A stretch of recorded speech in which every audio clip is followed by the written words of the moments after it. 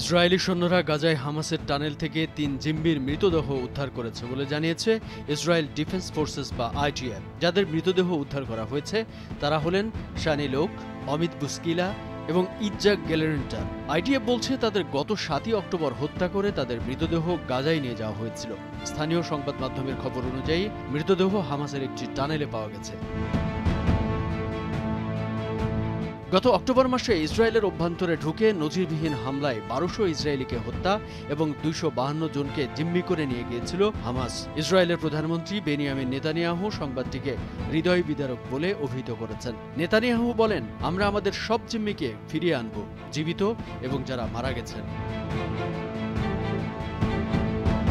IDF এক বিবৃতিতে বলেছে, রাতভর এক অভিযানের সময় মৃতদেহগুলো উদ্ধার করা হয়। তারা বলেছে, গাজায় যাদের আটক করা হয়েছে সেসব সন্ত্রাসীদের জিজ্ঞাসাবাদে পাওয়া গোয়েন্দা তথ্যের উপর ভিত্তি করে কার্যকর পদক্ষেপ নিয়েছে তারা। জিম্মিদের পরিবারের সদস্যদের নিয়ে গড়ে ওঠা দ্য হোস্টেস ফ্যামিলি ফোরাম বলেছে, ঘোষণাটি শুনে তারা নতমুখে এবং ভাঙা হৃদয়ে গভীর দুঃখ প্রকাশ করেছে। তারা বলেছে, ওই ৩ জনকে হামাসের সন্ত্রাসীরা হত্যা করেছে। প্রসঙ্গত গত ৭ অক্টোবর ইসরায়েলে হামলা চালায় ফিলিস্তিনের স্বাধীনতাকামী সশস্ত্র গোষ্ঠী হামাস। এদিন ইসরায়েলের উত্তরাঞ্চলীয় ইরেজ সীমান্ত দিয়ে প্রবেশ করে অতর্কিত হামলা চালায় হামাস যোদ্ধারা। হামাসের হামলায় ইসরায়েলে নিহত হয়েছে ১,২০০ জন। পাশাপাশি ইসরায়েল থেকে প্রায় ২৪০ জন জিম্মি হিসেবে গাজায় নিয়ে যায় হামাস। এর মধ্যে গত বছরের নভেম্বরে কাতারের মধ্যস্থতায় প্রথমবারের মতো যুদ্ধবিরতিতে সম্মত হয় হামাস ও ইসরায়েল। এক সপ্তাহব্যাপী যুদ্ধবিরতিতে ইসরায়েলি কারাগার থেকে ২৪০ ফিলিস্তিনিকে মুক্তি দেওয়া হয়েছিল, যার মধ্যে ৭১ জন মহিলা এবং ১৬৯টি শিশু রয়েছে।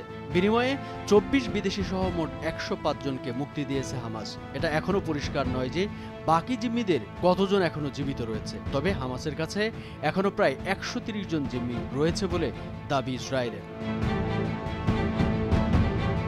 অন্যদিকে গাজায় দ্বিতীয়বার যুদ্ধবিরতির জন্য একাধিকবার প্রস্তাব পাঠানো হয়েছে হামাস এবং ইসরায়েলের যুদ্ধকালীন মন্ত্রিসভার কাছে, কিন্তু প্রতিটি প্রস্তাবে হামাস স্থায়ী যুদ্ধবিরতি ও গাজা উপত্যকা থেকে ইসরায়েলি সেনাদের সম্পূর্ণ প্রত্যাহারের দাবি জানিয়েছে। আর হামাসের এই দাবির কারণে কোনো প্রস্তাবে সাড়া দেয়নি ইসরায়েল, ফলে আটকে আছে যুদ্ধবিরতি ও বন্দি বিনিময়। কামরুজ্জামান আরিফ, ভোরের কাগজ।